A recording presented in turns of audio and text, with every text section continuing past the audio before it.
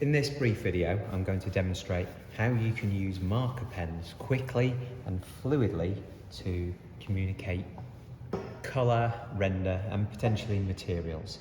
We're going to use this 2D hand whisk sheet, and advice to begin with, we're going to use a range of colours, is not to use too dark a colour.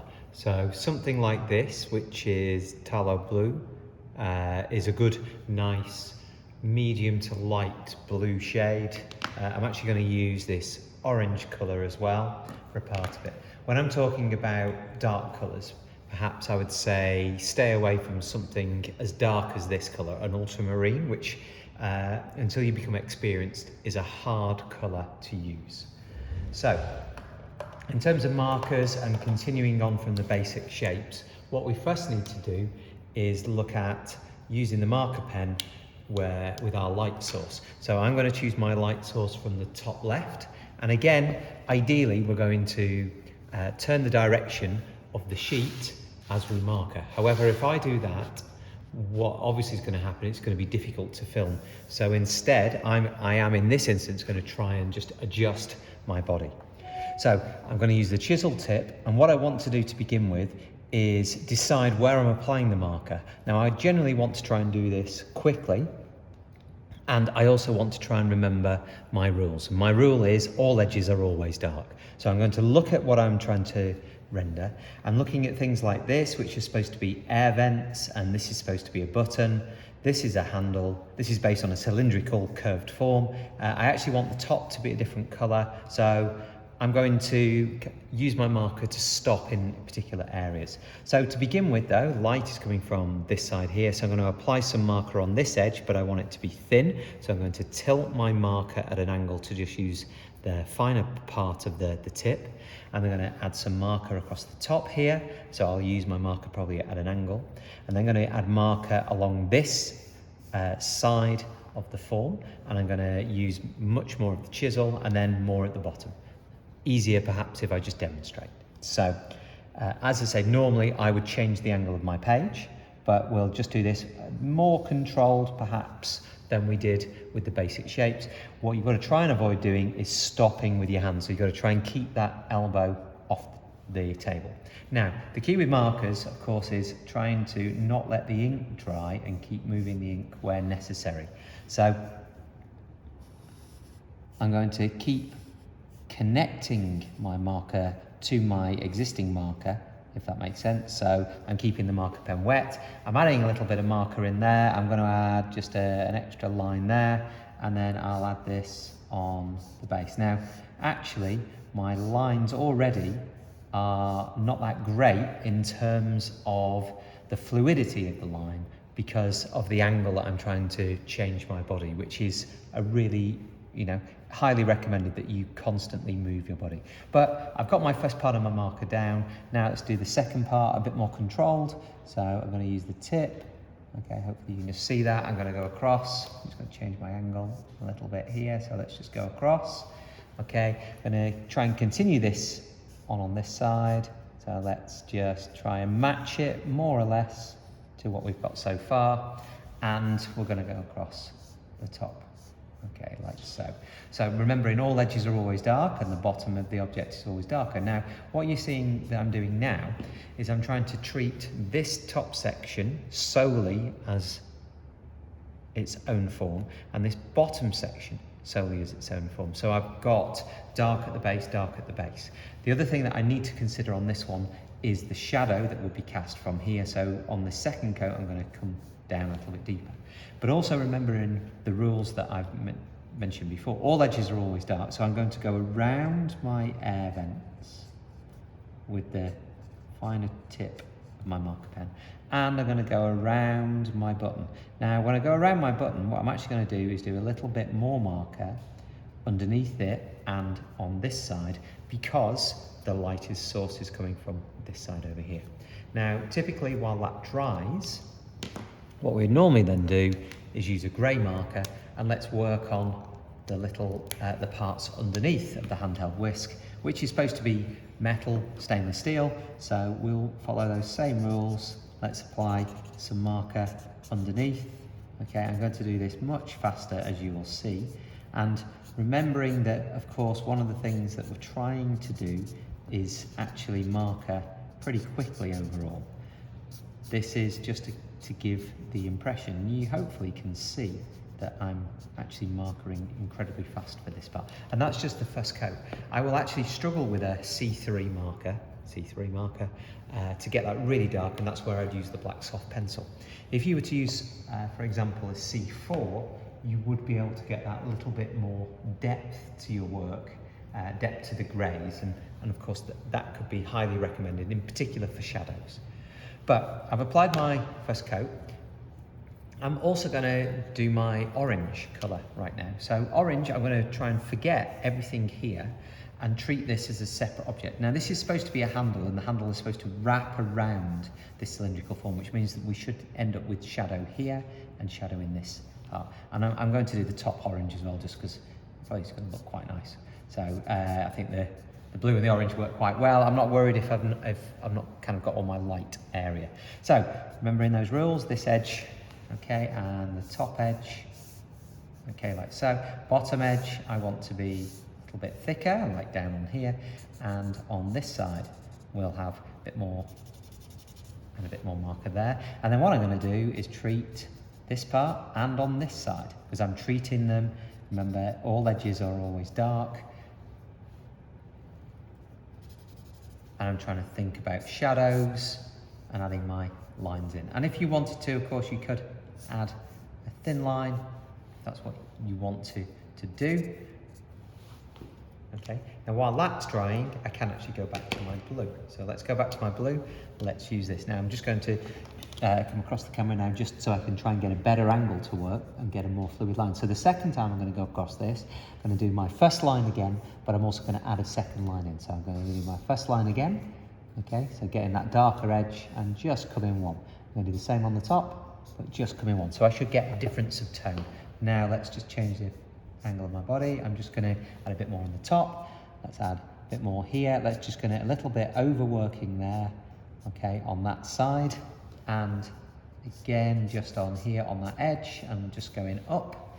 Then we're going to do the same on the underneath, but this time remembering that we would have some shadow from the orange handle. Let's now add some extra additional marker here on the bottom. Now again, you know, just to remind you, I think I've made the point a number of times here, I wouldn't normally work in this way. I would have this angled, because it's just going to give me more fluid lines. And certainly that's what I would encourage any student, anyone doing this for the first time, to change the angle of your page, okay? And lastly, I'll just get that, and I'm going to go round these vents again, and of course I'm going to add more shadow underneath the button, like so. So you can see that I've started adding more marker. While that's drying, let's get my grey marker. Let's add the grey marker underneath, okay, just like so. And again, very, very quickly, I'm just trying to add, so I've got a range of different tones. It's up to you how much you put on in different places. And while the grey's now drying, let's go on to our orange. And what we're just trying to do with our orange is just get some differences of tone going on. So let's just add a little bit there, a little bit more in these points. Okay, orange being a light colour means it's actually quite hard to get a real depth with the marker. But I'm just trying to follow our basic rules. And again now, so what we need to do, and the key part here really, is let the marker dry. Okay, by letting it dry, it means that the next time that we do it, we should get even more tonal differences between the marker pen, which is of course what we're actually trying to achieve here.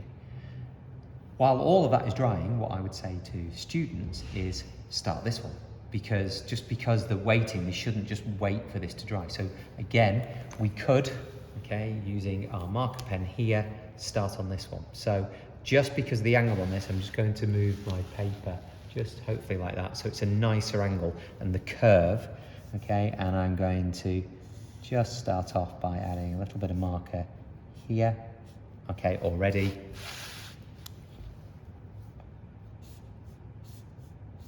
Okay, like so.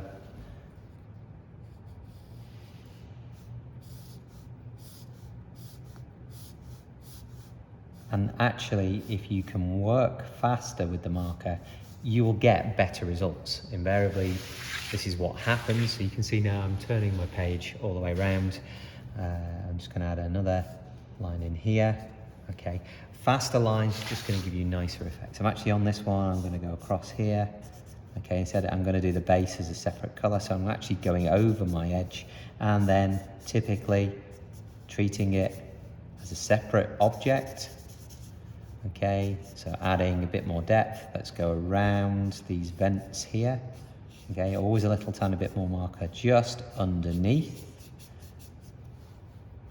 And we've just got a bit of a button here on this surface there, so a bit of a shadow. And these two parts I would render in a different color. So while that's now drying as my first coat, let's now go back over here, okay, and we'll do our final coat of marker. Okay, remembering that we've only got 3 attempts. So again, I'm just going to twist this round slightly just for the video. Okay, so I'm gonna now really just add in, and what you will actually see when you come to do this and doing it more dynamically, like faster, is that by putting a little bit more marker on, the marker's not soaking into the paper quite as much. And when it doesn't, you get the shine of the ink. And you will see that a lot more. It's perhaps hard to see on this recording, but when you come to do this, that's what you should see. So I apply the marker, there it is, it's a little bit more shiny, okay, like so. Okay, but of course it evaporates very, very quickly. I'm just trying to get that edge there a little bit more dark, okay? Then go round, again, last time, just round all edges, always dark, okay? Just trying to get a bit more depth. We can do a final coat of that with our grey, so just perhaps on a couple of sides, just to get a little bit more depth again. And lastly, exactly the same process with our orange. Okay, so here's our orange, let's just get a little bit more. And again, as I said before, you will really struggle with the orange to get it any darker. Light colours are quite hard to get that depth, but we've got a base coat. Just while that's drying, before I apply any black soft pencil, I'm just going to move the work back. I'm just going to add a little bit more to this green shape now. So we're just going to, again, try and get that depth. And I'm not overly worried if I do go through the handle, because the point of this is that we are trying to do this very, very quickly overall. Okay, so you can see what I'm doing, hopefully, and now. Okay, just going over, I'm actually just going to add a little bit more on here. And by the fact that I already did one line means now that my additional line, I should get now a slight difference of tone going on. So let's just add. Okay, just doing a little line across. Okay, again, supposedly a curved surface. So while that's now drying, and if you noted, I just went round these two parts here, I'm just going to add some soft black pencil on this, and this time I've also got a white Chinograph pencil, and the white Chinograph is going to add highlights.